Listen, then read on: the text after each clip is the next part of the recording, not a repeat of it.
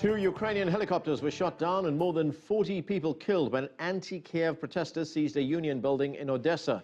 Ukraine's interim president admits he's lost control of the east, and Russian President Vladimir Putin is demanding that Ukraine withdraw its troops or face potentially disastrous consequences. So far, the economic sanctions levied by the United States and the European Union have done little to persuade Russia to help de-escalate the unrest in eastern Ukraine. For the latest, we're joined now by CCTV's Kate Parkinson in Slavyansk. And Kate, what is the situation there right now? Well, yes, I'm in Slavyansk, which is very much the center of the unrest. This is the bastion of the anti-government militia. It's certainly the most heavily fortified town, and it's a very tense situation. We've seen heavy fighting on the outskirts of the city on Monday, in which scores of people were killed. Discrepancies in the number of deaths depending on which side you hear from. The Interior Ministry said they suffered 4 losses and said the anti-government fighters lost around 30 people, but a contact of mine in the anti-government group said they lost 8 people. Nonetheless, the death toll here mounting as the situation continues to escalate, and it is a very tense feeling in the center of the town. Still no sign of the Ukrainian armed forces here in the city center, but definitely a sense both among the anti-government militia and among the local population that eventually the Ukrainian army will try and storm the town to reclaim control of this key town. And there's a lot of defiant talk from both the locals and the militia. They're determined to keep the Ukrainian army out. And that, of course, puts into question the elections that are supposed to be taking place there on May 25th. Given the level of fighting, I mean, can these elections take place, especially in that area where you are right now? These elections have been called by US Vice President Joe Biden as the most important in the country's history. Will they be legitimate?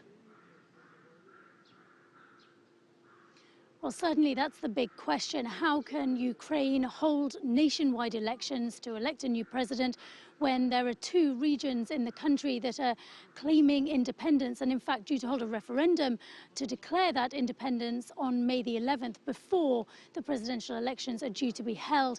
As for the legitimacy of the presidential elections, there is already signs that Moscow may question that legitimacy. The Russian Foreign Minister Sergei Lavrov said today that he didn't see how Ukraine could conduct a presidential election when the Ukrainian armed forces had been deployed against Ukrainian people, so already giving a sign that Russia may question the result if it doesn't like the outcome. But certainly if Ukraine can't manage to carry out the elections on a nationwide scale, that is going to be a big problem for the country and for the region as well.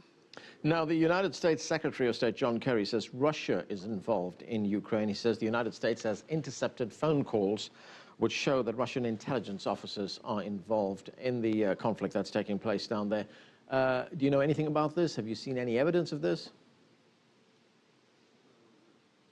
Certainly finding evidence of this is incredibly difficult. It's certainly what a lot of people are saying, that Russia is pulling the strings on this operation, but it's very difficult to prove. And I've spoken to a lot of militia members here in the east of the country, and many of them have ties to Russia, but that doesn't mean that they're being directed by Russia. A lot of people in this part of the country do have ties to Russia.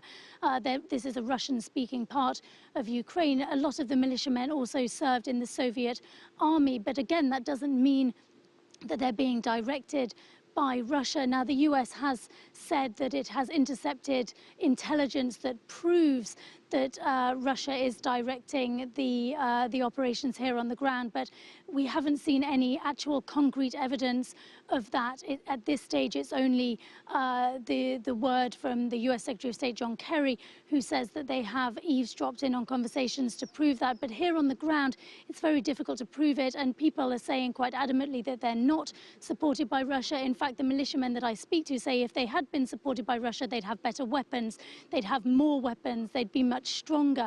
So very difficult to find concrete evidence of those claims here on the ground. Now, what about the latest diplomatic efforts to resolve this crisis? Germany, for one, has been calling for new talks between the Russians and the Ukrainians.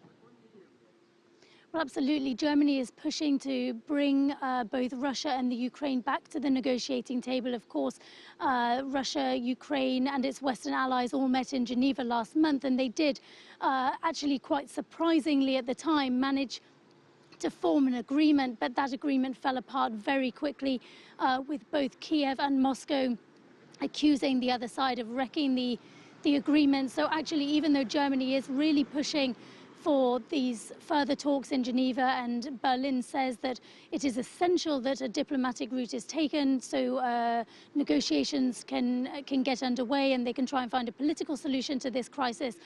It's actually a big question of how much could actually be achieved by bringing the two sides to the negotiating table, because it has happened before and very little changed on the ground. Right, we talked about the election that's scheduled to take place on May 25th, but the pro-Russian rebels in eastern Ukraine want to hold a referendum, an independence referendum, on May the 11th. Will that still take place?